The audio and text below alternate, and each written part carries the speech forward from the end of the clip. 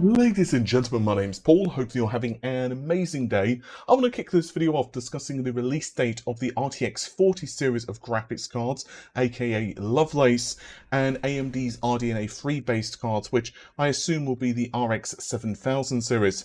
Apparently, we will see these GPUs launch in October. By the way, before anyone panics, no, that's not this year. Of course, it's next year. Lovelace is supposedly about 2.2 times faster, so this would be a part-for-part comparison. So, for example, an RTX 3080 jumping to a 4080. A couple of my sources have told me this, and it seems to be the general kind of rule that we've been seeing online for leaks. As for RDNA 3, well, yeah, it's really fast. The higher end SKUs apparently are up to 2.5 to 2.8 times. I'm hearing quite a lot of variance in the exact performance targets compared to the RX 6900 XT, and this is of course because we're seeing an MCM design. Now, the release date of October for both of these is from Grayman, and he's also of course been mentioning a couple of times that we're going to see the RTX 30 Super refresh, most likely early next year in January. Now, I was actually discussing this with him on a Twitter thread, so I'll link it in the video description. And basically, yeah, I just want to kind of clarify what I was mentioning in the Twitter thread as well as the previous video. So I've mentioned before that I have heard of the Super Series, but I've only heard about it for mobile. I again checked with one of my sources, and as of the time I'm recording this, I've not heard of an RTX 3090 Super for desktop. However, the laptop variants I'm hearing are going to be shown off at CES. Another person told me it's possible we're going to see desktop versions, but they weren't really certain one way or another, so I'm not really going to count what they said. Only that my main sources told me that they are pretty damn certain of mobile SKUs. This is not to say that Grayman is incorrect. It's possible that my source just hasn't been told about this, and well, obviously, yeah, there are NDAs and stuff in place for the upcoming products, so it wouldn't be out of the realms of possibility.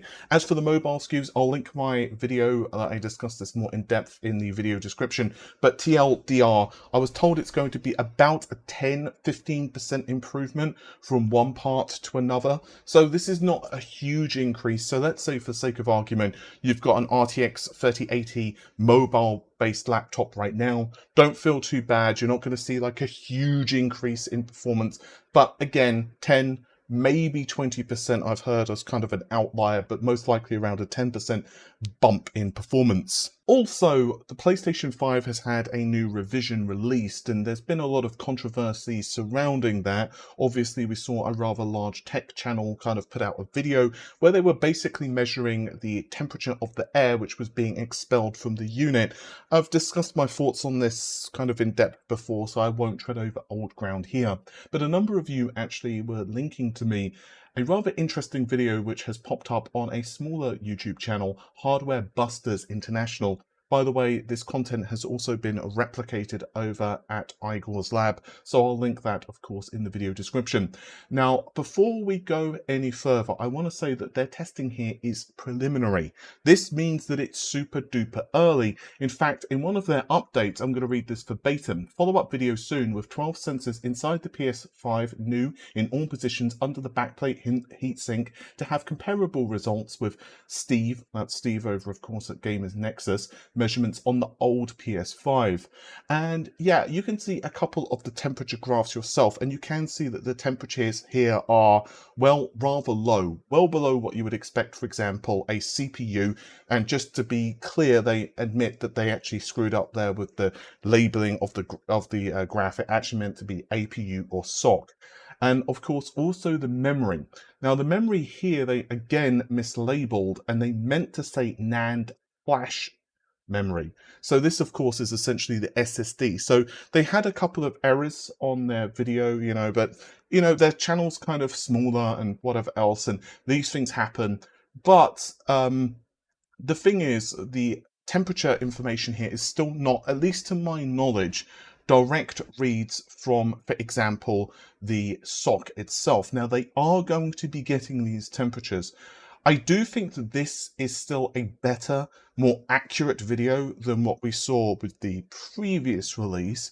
And basically, long story short, they've shown that the temperatures are lower on the SoC, but higher in other areas. Now, again, because these are still not the measurements that we actually really want, and they are going to be getting those additional measurements in a follow-up video, it's still really early to call this stuff, guys. And, you know, to be honest with you, if the CPU, or rather the SoC, isn't thermal throttling, if the temperatures of the memory is not like, you know, 500 million degrees, in other words, if it's within the actual official specification of the memory, same thing for SSD and stuff, it doesn't really matter too much. The one thing I do like about their testing, and they did kind of get lucky here, is that basically the fan and, you know, everything was as close as possible to an exact match. Now, there have been some changes which they did note on the PS5 revision. For example, the heatsink itself is smaller, and their power measurements as well. Basically, they're much over muchness. This new revision doesn't seem to be exactly shaving any power reduction. Now, personally speaking, I don't think that there was any meaningful changes to the SoC or anything else.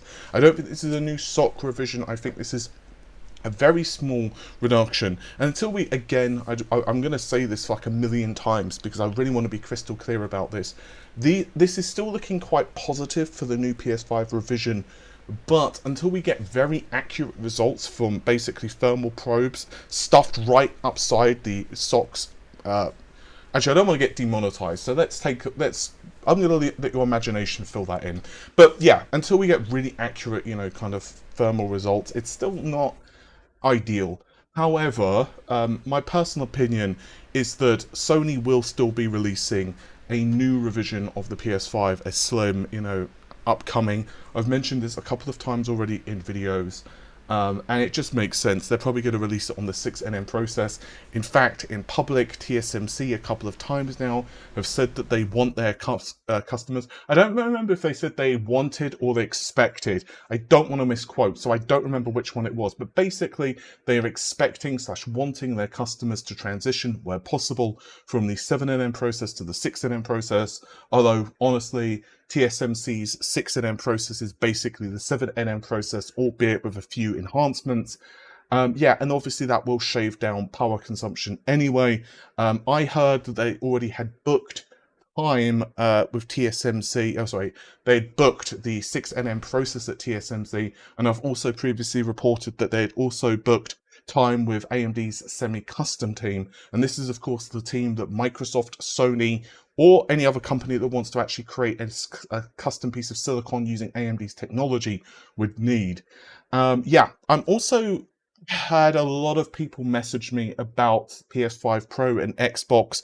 I'm doing some digging on this, and I don't really want to discuss it in this video because, quite frankly, I'm still doing some digging.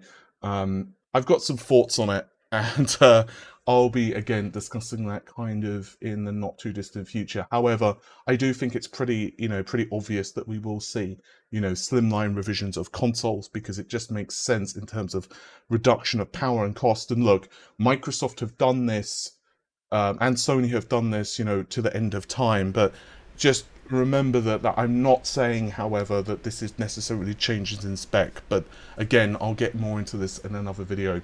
With that said, thank you very much for checking out this video. How many times can I say video in this video? Well, I added another 2 videos there, and I guess I added another 3rd. Yeah, my brain is really weird today, just kind of ignore me. With that said, thanks very much for checking it out. I'll see you soon. Take care of yourselves. Bye for now.